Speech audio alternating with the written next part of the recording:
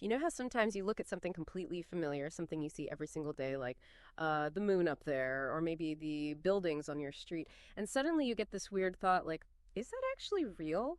What if just thinking about something could, I don't know, bend reality a little? Well, today we're doing a deep dive into this really unique, fascinating bit of prose. It's called Conversation with the Drunk.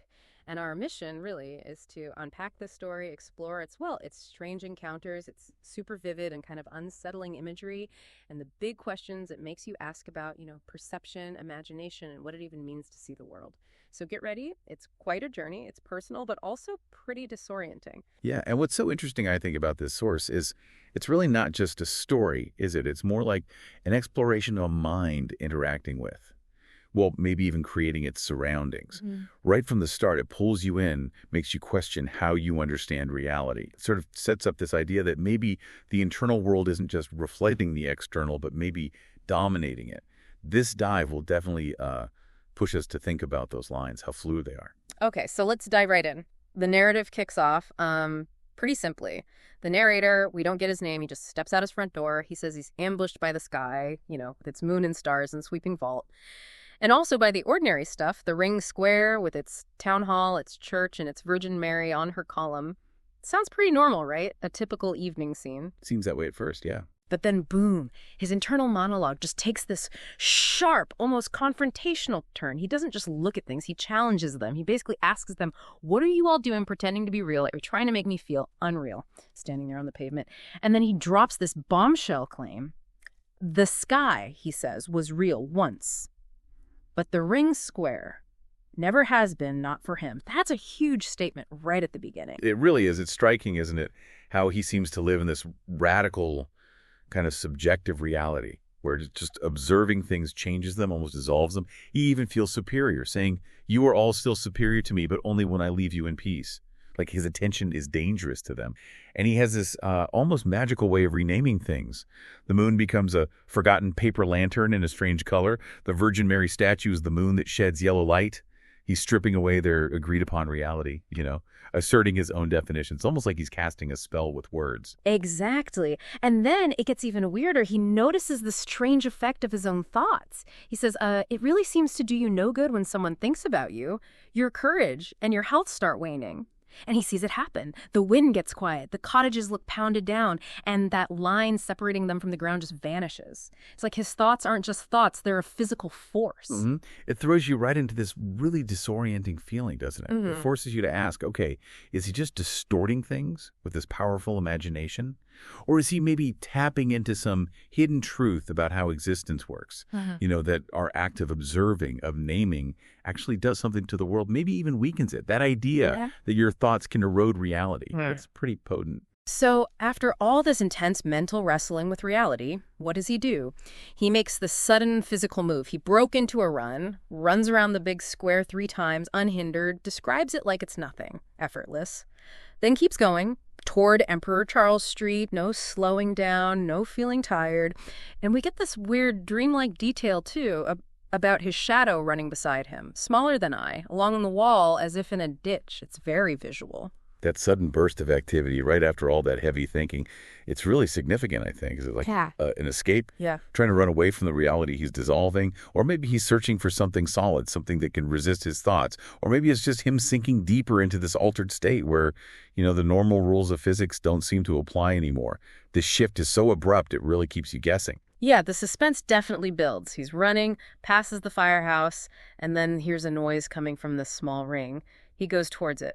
And that's when he sees him, the drunk, standing by the ironwork of the fountain, arms out, stamping his feet in clogs. It's such a vivid, slightly grotesque picture, isn't it? It sets the stage perfectly. It really does. A perfect setup for this encounter. And the detail that the narrator halted until I was breathing more calmly before going closer. That adds weight, right? It suggests this isn't just bumping into someone. He's deliberately preparing himself. Preparing for, maybe for a performance, in a way. And what a performance. Okay, get ready, because this next part, the conversation itself, is probably the most bizarre, most surreal bit of the whole piece. He walks up to the drunk, takes off his top hat very formal, and says, "Good evening, gentle nobleman. I am 23 years old, but I have no name as yet." Super strange introduction. And then, Instantly, he just projects this whole elaborate backstory onto the drunk, assumes he's from Paris, that great city, smells like the dissolute French court. It's a complete fabrication just laid right on top of this guy. It's astonishing, isn't it, how fast and how totally the narrator's imagination just floods the scene. You have to wonder, is he even talking to the drunk anymore? Or is the drunk just, I don't know, a blank screen for this explosion of internal imagery, the Paris descriptions that come next? Yeah. They are absolutely key to understanding just how wild and powerful his imagination is. Oh, yeah.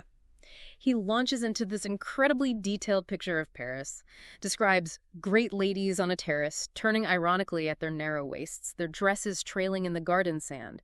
But then he gets even more surreal. He talks about footmen in fancy coats climbing poles, hauling up huge linen sheets to make the air hazy because a great lady desires a hazy morning. It's this absurd, elaborate scene he's just invented on the spot. The level of detail is amazing. Yeah. And the absurdity. What's the drunk's response to all this? Just a belch. A single belch. But the narrator reacts like he's received some profound communication. Is it really true, sir, that you come from our Paris? That stormy Paris? That effusive hailstorm? So polite, so earnest. Then after another belch, he says, I know I am being shown a great honor.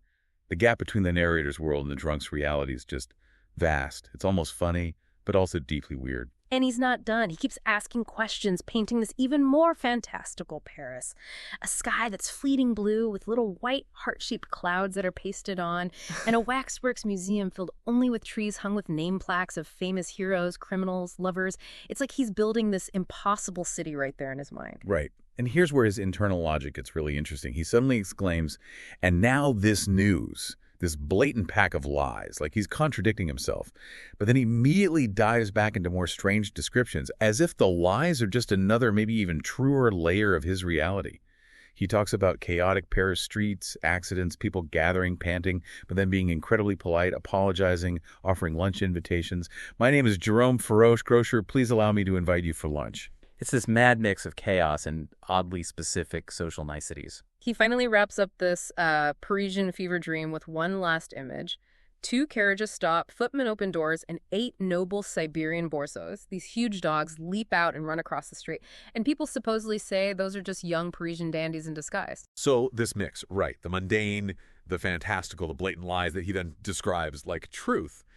How does it keep blurring the lines? It feels like his imagination is just completely steamrolling the actual situation. The drunk is barely even there, just a silent prop for these visions. But I wonder, does the drunk ever push back, even subtly? Or is he just completely lost in the narrator's world? That's such a good point. And it forces you listening to think about it too, right? Does this whole thing make you question your own interactions? Are we ever just seeing things purely as they are? Or are we always, projecting, filtering things through our own hopes, fears, our own stories? It's a question that really hangs there, especially as we turn now to the drunk himself and his reality starts to, fragment.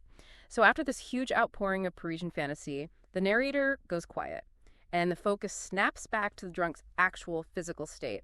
His eyes are squeezed shut, he's got both hands jammed in his mouth, pulling at his jaw, clothes filthy. The narrator notes, he had probably been thrown out of a wine shop, and it hadn't quite dawned on him yet. It's a really stark, kind of brutal reality check compared to those elegant Paris visions. It really is a crucial moment, that physical disarray, the obvious incapacitation of the drunk. It just slams against the narrator's elaborate fantasies. It highlights this huge gap between them. And it brings up that question again. What is the drunk's role here? Is he just the canvas? Or is he about to pull us somewhere else? Maybe into a reality that's even more unsettling in its own way. Then the narrator has this quick, almost poetic internal thought. He observes that brief, utterly calm pause between day and night, when everything halts because you are not watching it, and it then vanishes. That little reflection, it underlines that theme again, doesn't it? Perception being fragile, conditional. The world only holds together if you're looking at it. It just reinforces that unnerving idea that reality isn't solid. It depends on your attention. It's a little glimpse of how fragile everything feels in this narrative. And then the drunk speaks, finally. But it's broken, fits and snatches. His eyebrows shoot up so high there's this shiny glow above his eyes. He says, "You see, it's like this. I'm sleepy, you see. That's why I'll be going to sleep. You see, I have a brother-in-law on St. Wenceslas Square. That's where I'm going, because that's where I have my bed. I'm going now." It sounds like he's desperately trying to anchor himself, right? Find something solid. Exactly. He tries to ground himself in facts, a relative, a place, a bed. But then it just crumbles immediately. And what follows is, I think, truly heartbreaking, his confession. Only you see, I don't know his name or where he lives. I guess I've forgotten, but it doesn't matter because I don't even know if I actually have a brother-in-law. Wow. It's total erasure of those anchors he just tried to set. His whole reality just dissolves. Which leads to the absolute core moment of vulnerability in the whole piece, I think. The drunk's final question, totally stripped bare. Do you believe I'll find him? That question. Yeah. It's so much bigger than just a brother-in-law, isn't it? It's about identity, memory, maybe even about whether he exists in any coherent way at all. It leaves you with this profound, gnawing uncertainty about him, about everything. It's such a raw moment of human fragility, especially right after the narrator's, elaborate constructions. And the narrator. His response is instant. No hesitation. I'm certain you will. Just like that. Complete confidence. Then he offers to guide the drunk, still playing this role, assuming the drunk is from abroad and his servants don't happen to be with you. The drunk says nothing, just silence, and the narrator offers his arm. The significance there. The narrator's absolute certainty meeting the drunk's absolute uncertainty. It's a really fascinating, almost disturbing contrast, right? And that physical gesture, offering the arm, met with silence. It leaves everything hanging. Who is actually leading who here? And where are they going? Into what kind of shared or unshared reality? It's an ending that just leaves you wondering. Yeah. Deeply. Yeah, this whole deep dive into conversation with the drunk, it's really been a masterclass in using ambiguity, hasn't it? To create suspense, make you think. We've kind of grappled with what it means to be lost, truly lost, maybe in your own mind, and what it means to offer help when reality itself feels like it's shifting under your feet. Absolutely. This piece really shows us the incredible, maybe even terrifying power of perspective. It's such a strong reminder that what we think of as real is so deeply shaped by our own minds, by our desires, our fears, our memories, even by the people we meet. It pushes you to think about how actively we construct our own realities, maybe often without even realizing we're doing it. So maybe here's a final thought to take away, something to chew on. If, like the narrator suggests, just thinking about something can make its courage and health start waning. What happens to your reality, your world, or even your sense of self when you consciously decide to think differently about it? Maybe, just maybe, by shifting that internal lens, you find your own moments where reality surprises you, takes on a whole new shape. Something to think about.